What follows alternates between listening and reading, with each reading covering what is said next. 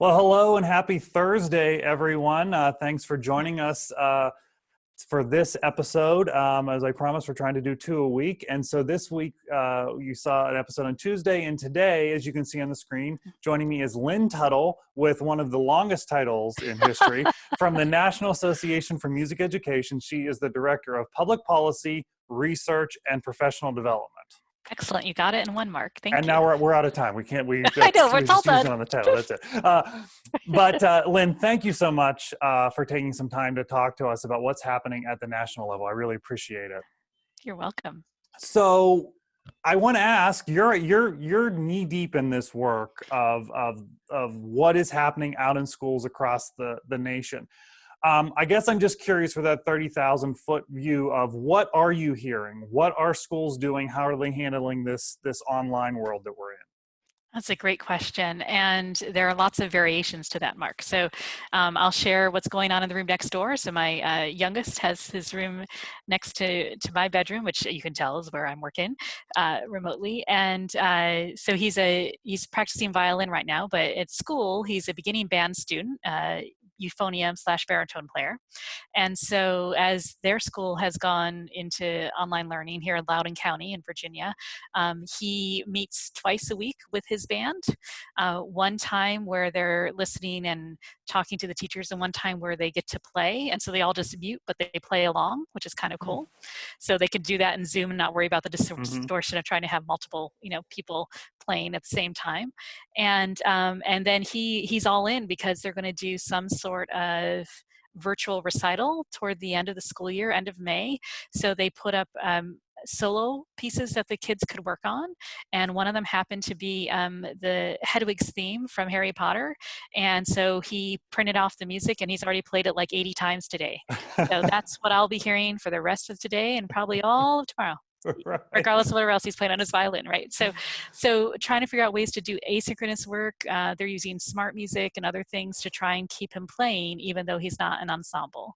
And I think for the most part, we're hearing of music teachers engaging with virtual learning, asynchronous learning with their kids across the country. I was sharing with you, I get to do weekly Zoom calls with friends of ours in Kansas, including Gretchen Bixler, who's the current president or outgoing past president of Kansas Music Educators. And she was really funny last week when she was on the call with us because she said, sometimes bandwidth gets to be an issue as she's working with a small group of students and she'll be having them sing for each other. And one girl got frozen with going, just going for a note. So laughing about the ways that tech sort of get in the way and sometimes help and sometimes doesn't help us with the teaching.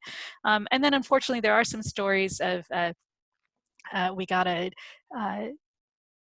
email from a teacher in Arkansas where the Secretary of Education for the state of Arkansas had written, well, it's really about, we're trying to focus on virtual learning in the core subjects, and music and art and PE are meant to help make those subjects more fun for kids in this virtual learning environment. So again, that you're not supposed to be teaching the arts at this moment in time because it's too hard to figure out how to do it virtually. That's not where the focus is. And this is coming from Arkansas, right? Arkansas has got some of the best policies on the books for arts education across the nation.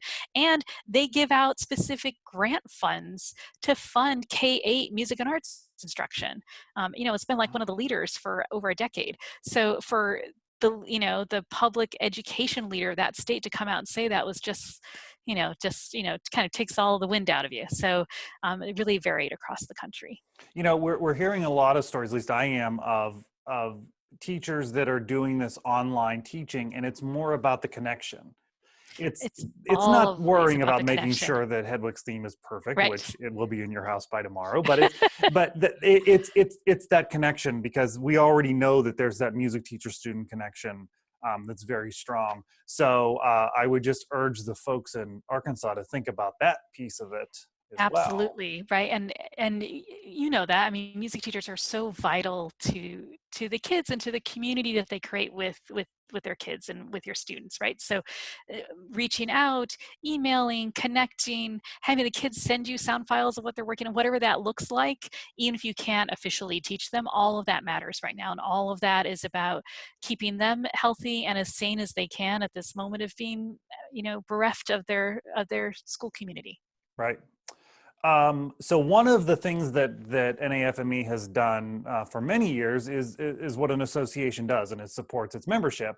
And the membership is, of course, music educators. So Mhm. in this time, when everything was just upended on us, essentially, Right? in an afternoon, it seems, you guys have really sprung into action and said, okay, we're going to take this head Thank on. you.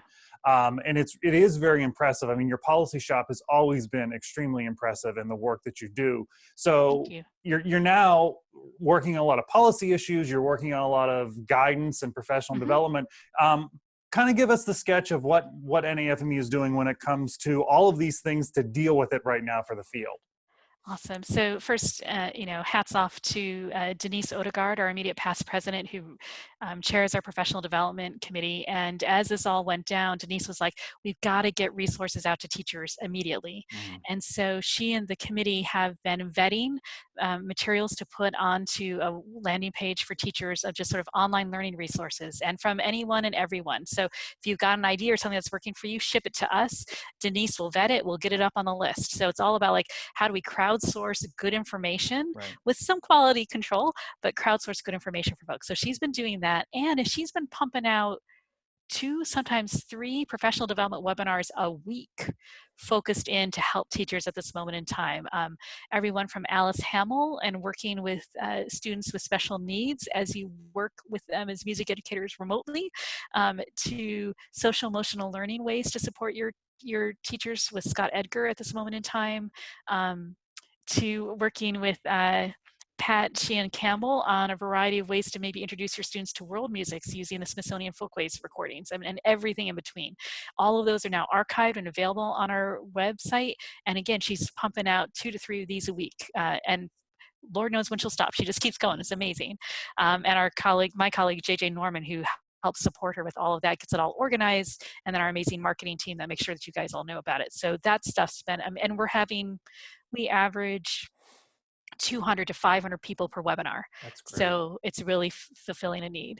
On the policy side, we've been working with partners, in particular the National Federation of High Schools, on 2 pieces of support. One that we just released last week along with NAM Foundation on instrument hygiene guidance, and thinking as the school year starts to wind down on the East Coast, it doesn't feel like it's going to wind down yet, but for our West Coast colleagues, they're looking at another week or 2 of school. What on earth do you do in terms of getting instruments back, right, that haven't been with you, and how do you take care of them? What does hygiene look like at this moment in time? What do we know about how long the virus will stay on the materials that instruments are made of? So we got that out last week, and a couple of weeks prior, And really. we have linked Oh, that on our website, so everyone knows that awesome. that's on there. We'll link that in the notes here. But go ahead. Sorry. Thanks, Mark.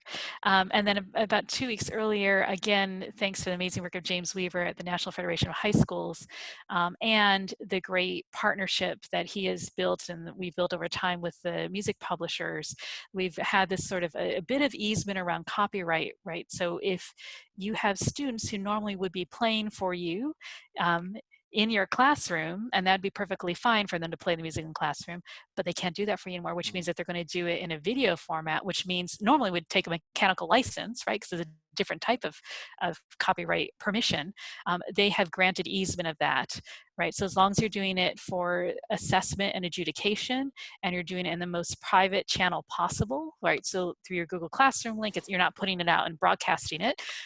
You have the right and ability to do that so long as you've purchased the music officially ahead of time. And of course, most of you have, right? You all have that music library. You're trying to work with your kids, but they can't be in front of you. So again, real kudos and thanks to the publishers for working with us and creating that flexibility.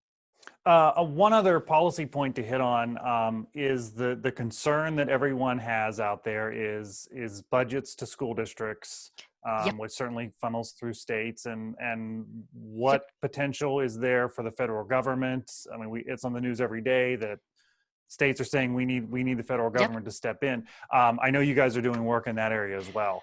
Yeah. So, and in fact, we'll have a big campaign coming out probably in about 2 weeks. So I'll tell you, our current campaign really looks at what's traditionally been called the homework gap, might now be called the learning gap, right? The kids that don't have access to internet. So we welcome you to help us with that, to urge Congress to work through a program called E-rate to get more connectivity out there for kids who don't have it right now. And it might feel like that's really important for all kids right now at this moment in time, which of course it is, but these are kids who are going to need additional access come the fall and ongoing school years, because they can't do homework the same way their peers and colleagues do. So that's part one. Part two, you're exactly right.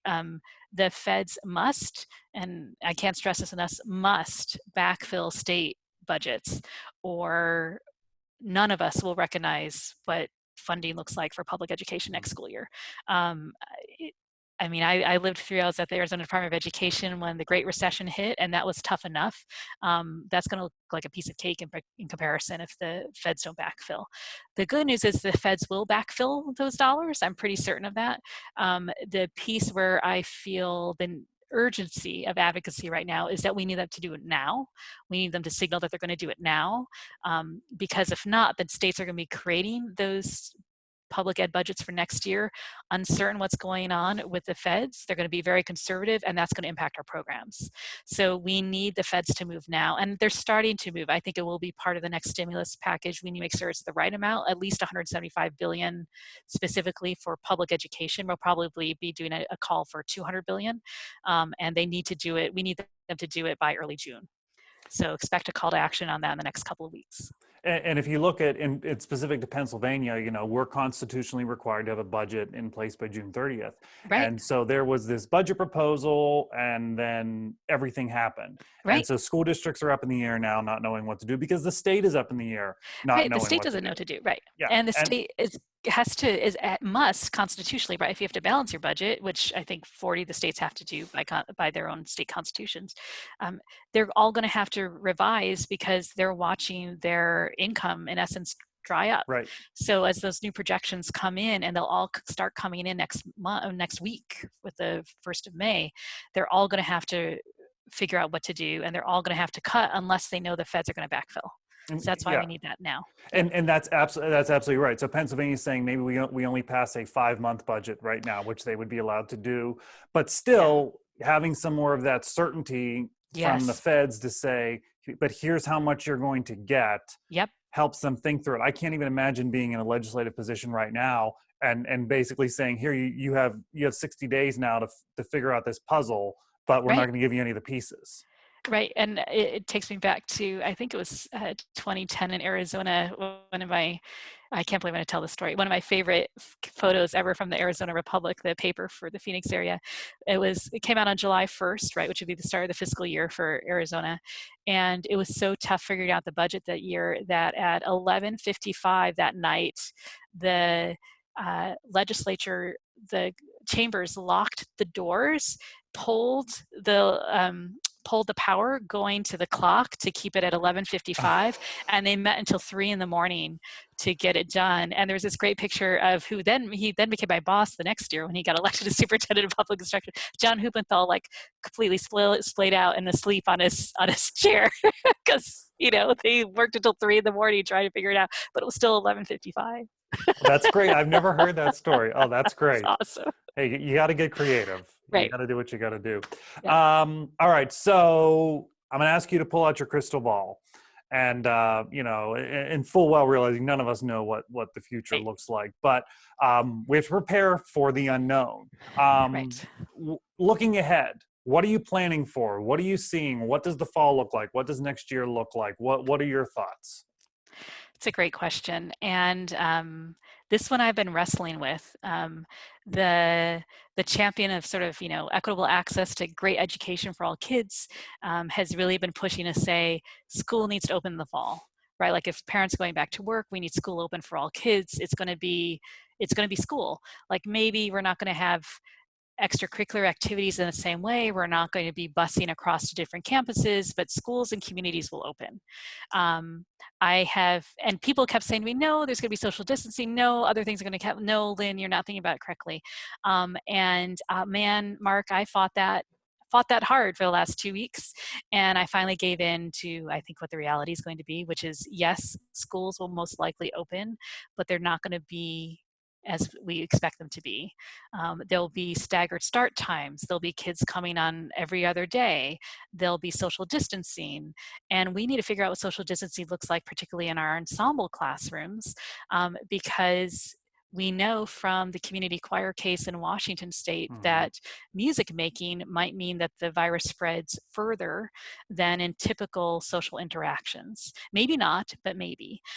So we're very fortunate again to partner with NFHS and the college band directors in North America and others on a research study that is going to take place in the month of May to try and help us solidify how the virus might spread in these different types of musical activities, and what it looks like with or without sound shields, right? Because that might be one, plexiglass might be a way around that. Now that completely changes what it sounds like in the room, but it might allow us to have more kids with us than without. So one, as we wait for that study to happen, and hopefully that all gets done in the month of May, we need to be looking at and collecting. So if you or any of the listeners in have any suggestions, we're going to need to collect a variety of highly creative scheduling schemes and schemas, right? So if you can only see through social distancing 10 members of your 80-member choir at any given point in time, how are you going to build that schedule out over the course of the day?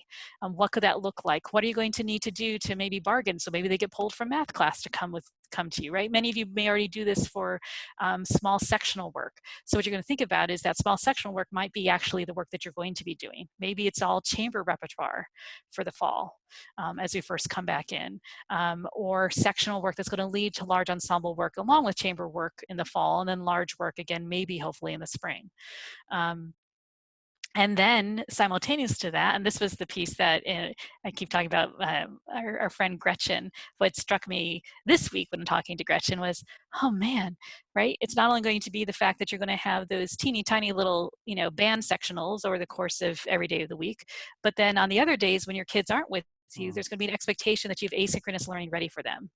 So in essence, as educators, you might actually have double load next school year. Right.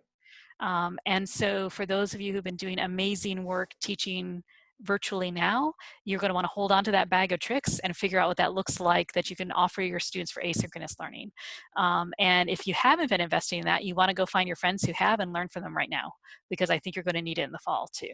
So we're hoping by early June that we can come up with some guidance based on the research, sharing out the great schedules that folks have been thinking about, and then build over the summer additional resources to help support teachers as they think about what might in essence be double duty, what you're going to do in person with kids, and then what you might have to have available online for them as well. We've really been encouraging teachers that are doing this stuff, archive everything. Oh yeah, one, it's great to share, but it's also a really important advocacy piece in the fall. If there's a threat to a music program, and say, look, this is how well it went, and this is how engaged the students were, because we know that they're engaged right now. Well, and that's key. That's the other piece I forgot to mention, Mark. We're working on we've put out a draft already with the webinar we did earlier this week, but we're trying to work on sort of a unified statement about the importance of music and arts education that many organizations will sign on to. So we're trying to build kind of a big tent here. But exactly to your point, the amazing work that you've been doing now, those stories are going to matter, along with the fact that we might need to gently remind our administrators of the social emotional learning power of music and the arts, and PS, the fact that it's in policy, right? This is supposed to be part of what all students have access to in terms of education, and that we can do this, and we can be creative and be part of the solution as administrators try to piece together what next school year looks like. So we're hoping that if we can give teachers these tools, have them share out the great stories of the successes they've been having and what they've learned from this spring, that they'll be in good shape for the fall. Great. Lynn, thank you so much for taking some time to talk with us. We You're will welcome. link to the NAFME website where you can find all of this stuff and dig deeper into the policy and check out these webinars. So we Absolutely. appreciate what you're doing and the work of the association. Thank you Well, so much. thanks. And thanks for having me. Absolutely. We will be back next week with 2 shows again. We already have them booked. Join us on Monday. Chio Fiendler from the Save the Music Foundation will be joining us, a friend of ours, Lynn. Yeah, awesome. And then on Thursday, Dr. Jonathan Helmick from Slippery Rock University will be with us. And we're going to talk about how online learning changed for them in the past few weeks. Next week is finals week, so we'll be catching him at the Oh, end of wow. finals week to kind of get a sense of how everything went there. So thank you all for joining us. Have a great weekend, and we'll talk to you next week. Thanks.